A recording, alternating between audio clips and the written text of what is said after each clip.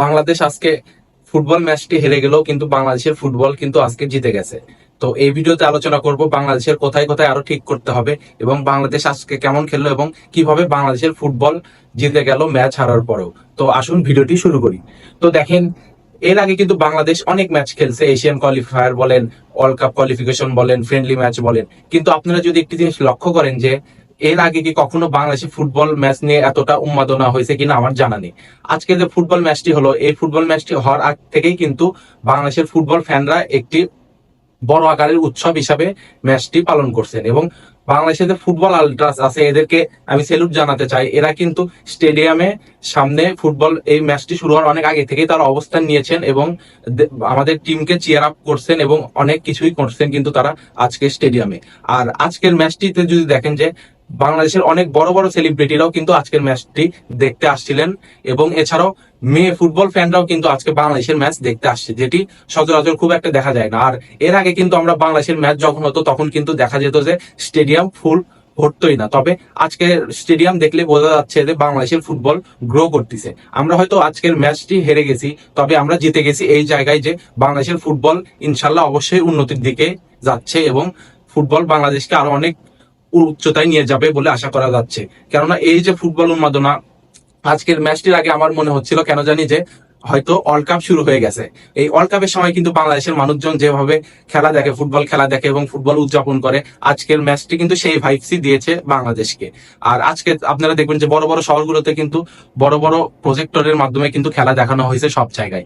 আর বাংলাদেশের ফ্যানরা আজকে যতটুকু না কষ্ট পাইছে তার চেয়ে বেশি কিন্তু কষ্ট পাইছেন আমাদের খেলোয়াড়রা। তারা কিন্তু খুব করে চেয়েছিল আজকের ম্যাচটি জিততে, কিন্তু হয়তো ভাগ্যের কাছে হয়তো তারা আজকে হেরে গেছে।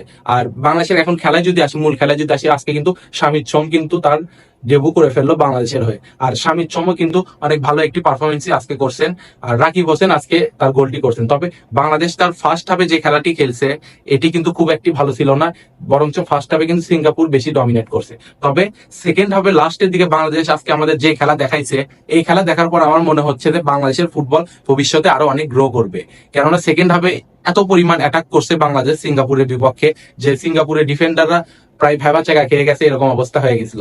আর সিঙ্গাপুরের গোলকিপার কিন্তু অনেকগুলো সেভ করছে, যার জন্য কিন্তু বাংলাদেশ আজকে গোল পায়নি। আর রেফারি ডিসিশনে আসি, একটা ডিসিশন নিয়ে অনেক বিতর্ক হয়তো শুরু হয়ে গেছে অলরেডি, যে পেনাল্টি ছিল কি ছিল না। আমি সেই বিষয় নিয়ে কিছু বলতে চাচ্ছি না, কেননা যেটি হয়ে গেছে সেটি আর কখনোই ফিরে আসবে না। আমাদের উচিত সামনের ম্যাচ নিয়ে আমাদের আরো প্রিপারেশন নেওয়া। তো মিডফিল্ডে আমরা হামজা, তারপর শামিদ সোম কে অলরেডি পেয়ে গেছি। জামাল ভুঁইয়া আজকের ম্যাচে ছিল না, তবে আরেকজন প্লেয়ার কিন্তু বাংলাদেশে আসতেছে, কিউবা। এই কিউবা আসলে কিন্তু বাংলাদেশের মিডফিল্ডটা একটু পরিপূর্ণ হবে বলে আমি মনে করি। তাহলে আমরা মিডফিল্ডে পাবো জামাল ভুঁইয়াকে, হামজা চৌধুরীকে, তারপর কিউবা, মিচেল এবং শামিদ সোম। এই চারজন মিডফিল্ডার কিন্তু আমরা একদম ভালো প্লেয়ারই পাবো। আর রাইট উইংয়ে না সরি লেফট উইঙ্গে ফাহমিদুল ইসলাম কিন্তু আজকেও দুর্দান্ত পারফরমেন্স করছেন। তার ড্রিবল গুলো কিন্তু দেখার মতোই ছিল। তবে তিনি গোল পাননি, এটা কিন্তু খুব একটা বড় কথা না, তার কাজ কিন্তু অ্যাসিস্ট করা। আর বাংলাদেশের যে স্ট্রাইকার রাকিব হোসেন, তিনি কিন্তু আজকে গোল করে ফেলছেন, যেটি বাংলাদেশের ফ্যানদের জন্য একটি সুখবর, কেননা স্ট্রাইকার কিন্তু গোল করে ফেলছেন। আর বাংলাদেশের স্ট্রাইকার নিয়েও অনেক পরিকল্পনা চলতেছে বর্তমানে।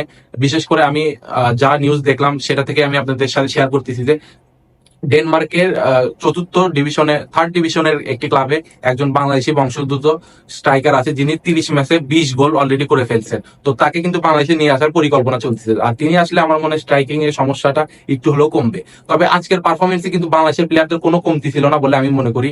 আর তারা হয়তো ভাগ্যের কাছে আজকে হেরে গেছে। তবে এই যে বাংলাদেশে ফুটবল নিয়ে একটি উন্মাদনা তৈরি হলো, এই উন্মাদনার মাধ্যমে কিন্তু বাংলাদেশে আরো অনেক বড় বড় প্লেয়াররাও আসবে এবং বাংলাদেশের যারা লোকাল প্লেয়ার আছে এরাও কিন্তু ভবিষ্যতে অনেক গ্রো করবে।